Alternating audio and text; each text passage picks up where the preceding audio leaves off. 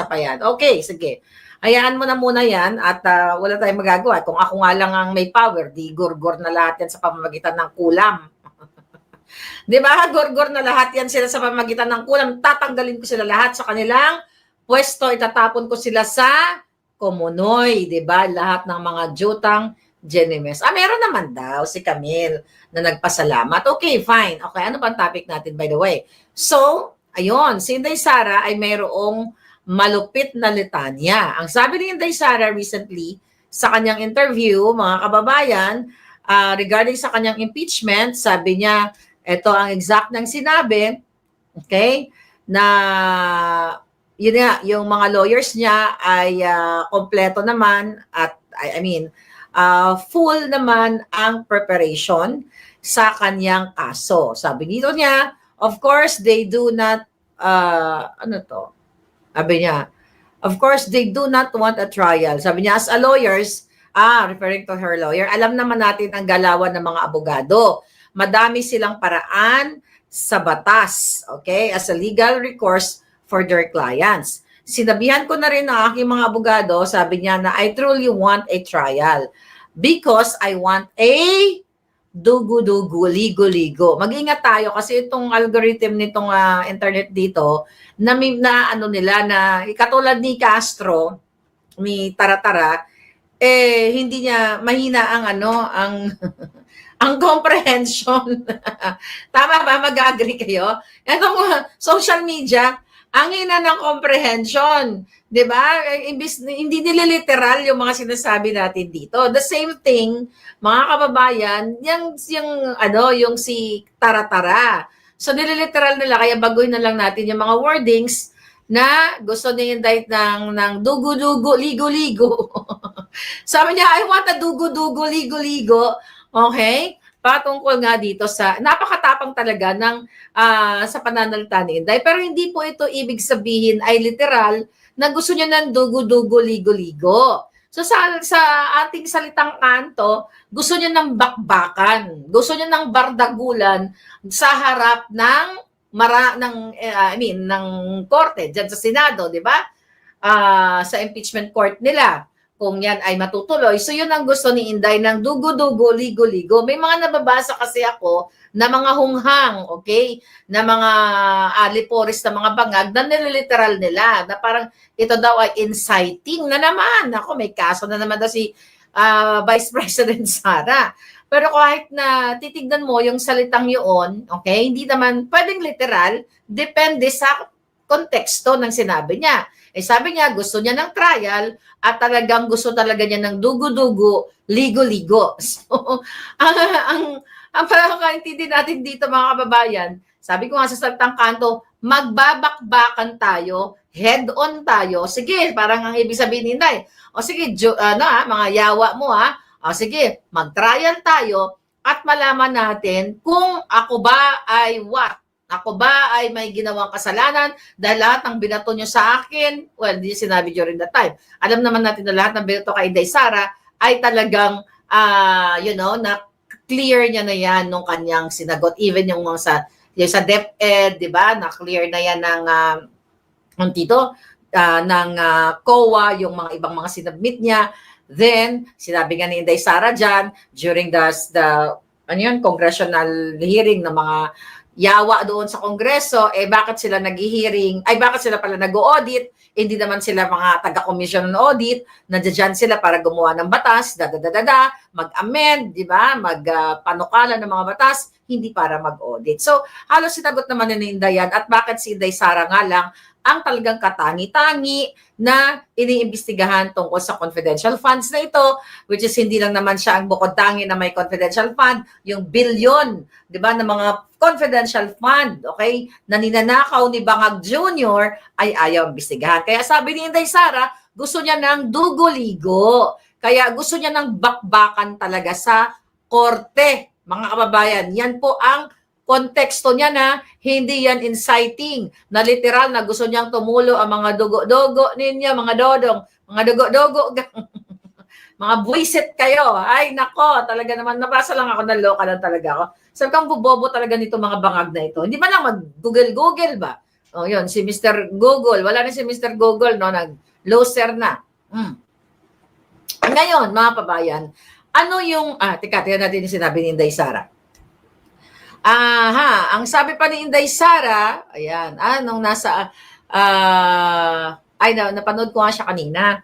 Ang sabi doon sa kanya ni Pulong Duterte, oy, kalalabas mo lang sa simbahan, Daya, wag ka magkipag-away. So, alam mo, iba din tong, alam mo si Sara Duterte, iba rin talaga mag-inject, ng mga, ng mga jokes eh. Iba rin yung mga diskarte niya, parang tatay niya din. But, ayun na nga, so,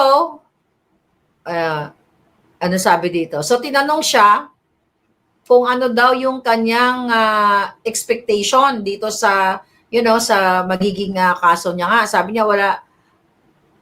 Okay. Sabi niya, wala akong expectation. Expectations of acquittal or a guilty verdict. Sabi niya, basta lang sa akin, tinatanggap ko na kung ano ang iyong magiging verdict. Guilty man yan or acquittal, sabi niya. At ang sabi pa ni Inday, sabi niya dito ay talagang, yun na nga, gusto niya ng trial at tinanong din siya patungkol doon sa result ng election. Sabi niya, kung may mali siguro na magbilangan ng, mali siguro, sabi niya, dali. Okay. Yung tungkol sa yung mga, kung happy daw ba siya sa result ng eleksyon. Ang sabi naman niya, parang okay naman siya, pero na para sa kanya, sa puso niya, panalo yung mga sinuportahan niya kasi narinig naman niya yung mga naging pagtatalumpati nitong mga Duterte 10 at ang iba pa. So, wala naman siya magawa eh. Kaya nga, di ba? Wala siyang magawa so far. Kaya nga dapat talaga itong ating mga abogado, pagdating dun sa pandaraya sa election, ngayon pa lang simulan nyo na. Dahil 1.5 year from now, ay maglalaban na naman tayo sa halalan. So, kung paulit-ulit na lang, talagang, dadayain at dadayain talaga ang magiging result na ito. Si Inday Sara, kung tatakbo siya, siyang magiging number 1 na bibiktamahin ng mga kalaban kung hindi ito masusolusyonan. Ngayon pa lang, dapat masolusyonan na talaga. Okay? Yun, ang sabi pa ni Inday, going back sa impeachment, masasabi niya, tanggap niya na kung ano yung magiging ending nitong impeachment laban sa kanya. So ngayon, mga kababayan, kaya nga sabi ko, ang mga pahayag ni Inday na talagang nanghahamon siya, okay, ready na ako trial tayo, ganito, ganyan. Magdugo-dugo gang tayo, di ba? Ito ay makikita mo na after itong election, although nga may reported na mga pandaraya, ay lalong lumakas nga yung mga Duterte. Di ba? Tignan mo nga ang buwelta ng Malacanang, anong sabi? Ang Pangulong Bangag ay wala namang sinasabi patungkol dito sa impeachment ni Vice President Sara, mag-focus na lang daw tayo sa trabaho, ganito, ganyan, para sa taong bayan. Yun ay mga kasinungalingan. Yun ay kasinungalingan, mga kababayan. In the first place, si Bangag, si Lisa Tanas, si Tambaluslos ang nagtrabaho para dito sa impeachment ni Inday Sara. Narinig nyo na uli kay Toby Tiangco. Di ba, yung kanilang campaign manager. At ngayon, nagbabanggaan sila nila Asidre, di ba? Kasi, I believe, parang nabura ba yung interview? Tama ba? Para basa ko kay SAS, pinabura ba o nabura? O whatever, pinabura yung interview ni Toby Tiangco regarding dun sa pag-amin niya na nakikipag-ugnayan siya kay Marcos Jr., kay Bangag Jr., okay, dito sa impeachment laban kay Inday Sara. Sinabi nga ni Inday Sara na alam niya, narinig niya, na binigyan ng tig 1.5 million cash yung mga pumirma plus 6 million, di ba? Doon sa mga ayuda-ayuda nila, sa kanilang mga bawat distrito. Pero aside from that, ay meron pa ngang binanggit si Tiangco na meron talagang conditional release noong mga pork barrel o yung mga ayuda. Okay? Ngayon, mga kababayan, so wala namang bago. Okay?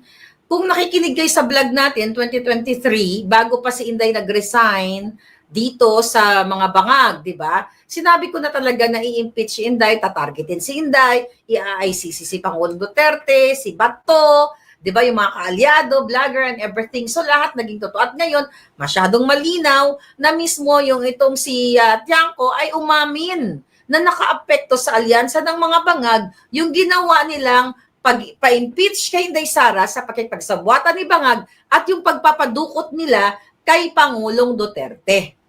Okay? So kitang-kita nyo, kaya itong bagong matahas o matapang na bigkas ni Inday na gusto niya ng trial at gusto niya ng dugo-dugo na dugo-dugo, ligo-ligo na labanan, ay magpapakita ito ng more power kay Inday Sara. Ito yung impact nito sa taong bayan. Nakita ninyo? Yung impact, itong midterm election sa ginawa nila kay Pangulong Duterte, nakita ninyo yung impact ng OFW, majority sa iba't ibang bahagi ng mundo. No wonder, may nagtampong palangga, di ba? Ay talagang naniniwala sa mga panawagan, sa mga litanya ng pamilyang Duterte.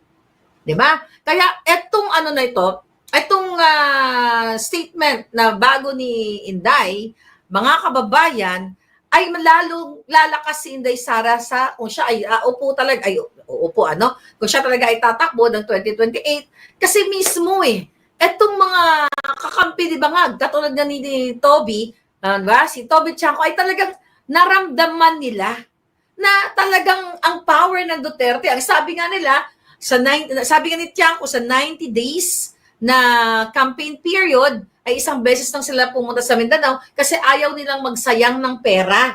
'Di ba? Kasi there's no point para mangumbinsi sila at gumastos sila doon kasi hindi na nila makukumbinsi ang Mindanaoan. Galing po yan mismo sa ngangabels nila. Kaya napaka-imposibleng manalo si Matching, yung mga nanalo doon. Si Erich manalo, 'di ba? Yung laging number one kunwari doon sa kanyang survey, di ba? So, imposible yan. Kung yan talaga bibilangin natin ang boto, mga kababayan, dyan sa voters receipt na yan, kasi hindi pumayag itong buwaka ng inang COMELEC na ito, and I hope ang ating mga magagaling na abogado ay gumawa talaga ng legal na remedyo para ito ay isulong at nang panagutin yan talagang COMELEC commissioners na yan at si George Garcia. So, ganun pa man, kitang-kita ninyo ang epekto ng pagigipit pang-aapi nila kay Inday Sara. By the way, 17, ngayon ba yung ano ninyo? Hindi. Ngayon, di ba? May 17, mayroong event dyan sa Daig. May 24, mayroong event. And I think May 31, darating si Vice President Sara dyan dahil birthday niya, di ba? So, mabalik tayo dito sa panghihina at pangunguluntoy ng mga pototoy ng mga bangag. Di ba? Ang mga pototoy ng mga bangag ay talagang nanguluntoy dahil nakita nila yung power ninyo. But it's so sad para sa ating mga matatalino na mga abogadong kandidato katulad ni Lambino, ni Rodriguez, di ba? Bondok at yung mga kasama pa nila ay talagang lagi silang binitbit yon ng OFW, binitbit yon sa Mindanao, sa Visayas.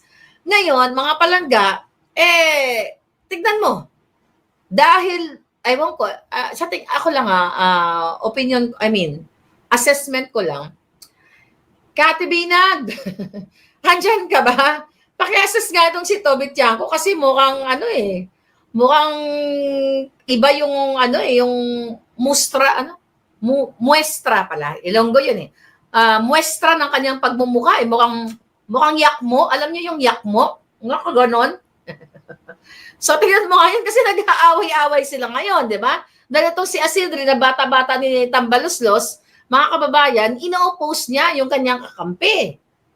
Alright? Ino-oppose niya. At sinasabi niya na 100 daw sa, I think 100 sa 115 na Congress na pumira sa impeachment complaint ni Inday Sara ay nahalal. I don't know how true, di ba? Hindi ko naman alam kung sino-sino yung mga nahalal. Hindi pa natin na ulirat yan, mga kababayan. So, kaya ngayon nag-aaway-aaway na sila. Okay? Hindi kaya ito dahil si Tiangco ay nag-aay ng pagiging sa speakership? Or, di ba? Actually, binanggit ni Inday Sara din yan, na parang kinausap niya si Pulong na, maybe, you know, if you're interested sa speakership, something like that, hindi daw sumagot si Pulong. Pero eto, okay? Eto yung sasabihin natin sa inyo. Ayon sa ating puting ahas, teka lang ha, 2 days ago pa yun yung sinabi sa akin eh. Tignan lang natin. Oops. Ayon sa ating puting ahas, mga kababayan, alright, ito. Meron akong chika sa'yo, okay? Chika boom boom. Alright, sabi niya, merong circulating rumors, usap-usapan, okay? Sabi niya, there's a circulating rumors, sabi niya, and big chances that once Congress reopen its session on June 2nd, June 2, there are 2 impending magkukudeta daw sila, okay? Ngayon, eto, sino? Okay, according, hindi natin alam kung totoo to kasi, pero alam mo niyo, itong puting ahas na ito, laging, wala pang nireport to na mali. Right? Jinggoy or Mark Villar as interim Senate President until SONA on July 28 to pave the way for Soto. Oh. Or ito daw ang usapan, Sandro, okay, si Charis as interim speaker until Albi Benitez takes over by last Monday of July. SONA and opening of 20th Congress. Okay? Ito mga kababayan, abangan nyo to. Kung mangyayari ito. Kasi ito daw usap-usapan, so magkakaroon ng may faction, okay? Maglalaban-laban sa Congress, Jinggoy or Mark Villar daw, okay? Then, Sandro Marcos and as interim speaker and Albi Benitez. Bantayan natin yan. Kasi never pa nagkamali yan. Ang ating puting ahas. Kayo, sinong gusto nyo? I don't know, kasi si Kong Marcoleta, di ba bago lang? I don't know yung ano tawag dyan, yung rules sa Senate pagdating dyan, di ba? Ayun na nga, sabi ni Sin Yishing, ano? Hindi natin alam. Pero kung ako lang ang masusunod, I don't know, we're talking not Marcoleta, wala na pala si Kong Marcoleta sa Congress. Senador na pala siya, di ba? Congratulations. So, I'm talking, mga kababayan, ito ay what? Okay? Sa Congress, ito nga si Isandro. Pagdating naman sa Senate, ayun, si Jinggoy or si Villar. So, tingnan natin kung balik ako kay Kong Marcoleta, kung siya ba ay possible ba? May lawyer ba dito? Tanong nga kay ano? Tanong natin. Huwag tayo agad maniwala kay Toby, ba't niya nililinis si BBM tungkol sa budget, ba't niya pinirmahan, alam niya naman. No. Hindi tayo, naniniwala tayo sa kanya, hindi dahil nililinis niya si Bangag, mga kababayan. Naniniwala tayo kay Tiangco na lumabas mismo sa bunganga niya na talagang si Bangag, si Marcos Jr. ang nasa likod ng pagpapa-impeach kay Inday Sara. Kasi nga threat sa kanila kay si Inday Sara sa kanilang plano kung sino man ang kanilang presidentiable sa 2028. Kasi gusto ng mga, alam mo kung bakit gusto nila manatili. Kasi the moment na si Inday Sara ay maging presidente o hindi nila kaalyadong presidente, pananagutin na lahat ng bagong gobyerno ang ginawang pagnanakaw nila muli, ang kidnapping na kanasasangkutan ni Lisa Tanas at ng Bangag Administration, ang polboronic, lahat yan pananagutin. Kaya kailangan nilang magkaroon ng presidentiable na kakampi sa kanila para hindi sila mapanagot sa lahat ng kanilang kadyatahan. Ngayon, from 2022 hanggang 2028, kung aabutin pa sila ng 2028. Kaya nga ngayon pa lang, kayong mga palanggako na mga Duterte lovers, Duterte supporters, hindi na dapat tayo tumitigil. Kasi mabilis lang ang panahon. Sisirain nila si Inday Sara. Di ba? Tatanggalin nila sa picture. Kasi ngayon pa lang panalo na tayo eh. 'Di ba? Hindi pa nga all out talaga yung campaign ni Inday Sara kumpara sa mga nakaraang campaign na ginagawa niya. Wala pa yan eh. Pangulong Duterte andun. 'Di ba? Naka-detain. Wala pa to sa kalingkingan yung mga ginawa nating campaign in the past. Pero nakita ninyo kung paano mahalin, tangkilikin ang Pangulong Duterte. Ang nakakatakot niyan, Hindi, wag na lang muna yon. Wag na muna yung kakatakot. Baka masyado pang maaga magsalita tungkol doon. So anyway, walang nakakatakot sa ngayon. Kasi ang takot sa atin ngayon ay ang mga bangag. Dahil ramdam na nila na napakalakas ang Duterte family. Napakalakas at kitang-kita mo yung determinasyon ni Sara Duterte na gusto niyang durugin, gusto niyang magdugo-dugo, magligo-ligo sa magbabakbakan sila dito sa impeachment trial na gusto nilang gawin kay Inday Sara. Okay? Alam nyo, baka pinag-iisipan pa nila kung ito ay itutuloy nila itong impeachment trial kay Inday. Kasi alam nyo kung bakit? Pag nilagay nila dyan si Inday, nilitis-litis nila yan, the more na magiging popular ang atin nyo. Diba? The more na mamahalin si Inday Sara ng taong bayan. Yan yung katotohanan. It's like early campaigning for Inday Sara. Nakatani yung protest vote. Yung pag-api-api nila sa mga Duterte. Imagine mo, wala nang kahirap-hirap si Pangulong Duterte. Landslide. Yung mga jutang gini ng kalaban ng mga Duterte, nilamon nila ng buo. Diba? So how much more, araw-araw, ay hindi naman araw-araw, kung regular natin, makikita si Inday Sara, lalo natin makikita yung galing niya at ang galing ng mga abogado niya at makikita natin yung kasyungahan ng mga umuusig sa kanya. Yung mga kawatan. Di ba? I'm so excited kasi hindi ko alam kung ano yung, alam mo naman ng mga Duterte pag nakipaglaban. Di ba? Lagi may surprising moment. Hindi mo alam, baka hindi kayanin ng kalaban. At ito, sa totoo lang, para sa akin, maging edge to ni Inday Sara sa 2028 kung siya ay tatakbong presidente. Kasi siya pag-uusapan, iikot ang mundo natin sa kanya. Right? Iikot ang mundo natin sa kanya. And I believe, okay? I believe dito ay hindi nila may impeach si Inday Sara. Dahil nakita naman din natin ang lakas ng mga kapartido niya dyan, wag lang may mag-traidor. Kaya nga, hindi natin alam kung sino ang pwedeng mag-traidor kay Inday Sara sa mga taong sinuportahan niya. Hindi rin natin alam na yung mga hindi re-electionist na nandiyan na hindi natin alam na talagang sila ay sumusuporta kay Inday, kaso lang ngayon sila ay naninimbang dahil kung nilalaro nila ang bangag administration, we don't know. Pero ang pinaka-worry ko diyan, sino kaya ang magtatraidor sa mga Duterte? Tandaan ninyo, laging may traidor. Tingnan mo ang ginawa sa kanya ni Bangag. Meron pa tayo dati, no? Marriage made in heaven, may magano-gano pa si Amy. Naalala ko, I think sa kasal yun ng anak ni Bong Revilla na nag-traidor din sa mga Duterte. Kita mo talo. Nagpaluha-luha pa ako noon. Oy, si Inday, marriage made in heaven. Si Inday Sara tsaka si Bangag. Putang ina. Ginago tayo, mga hinayupak. So, mga kababayan, so itong itong darating na impeachment pala. Darating na impeachment, edge ito ni Sara. Free pa to free mileage para makapag-campaign siya sa sabi ko nga nakatutok tayong lahat, 'di ba? So yan ang napakaganda mga kababayan. So, kaya sabi ko kanina, ano yung impact nito kay Inday Sara? So, yung atensyon talaga bonggang-bongga. At makikita natin yung kung ano man ang i-depensa nila, yung atensyon ng taong bayan, ma-highlight ang kapalpakan ni Bangag, lahat ng katiwalian ng administrasyong Bangag na ito, mas lalong makikita ng taong bayan. Sa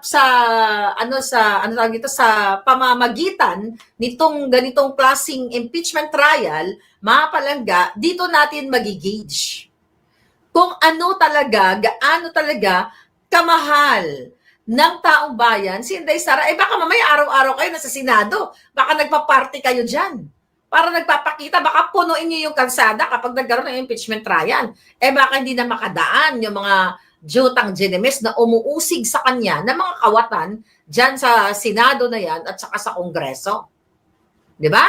So, ang natin dito, mga palangga, para sa akin, yung pinapakita ni Inday ngayon na sabi niya, gusto niya daw talaga dugo-ligo trial. So gusto niya makipagbakbakan dito sa impeachment na ito. Ang nakikita ko to, talagang itong si Inday Sara, maldita talaga to.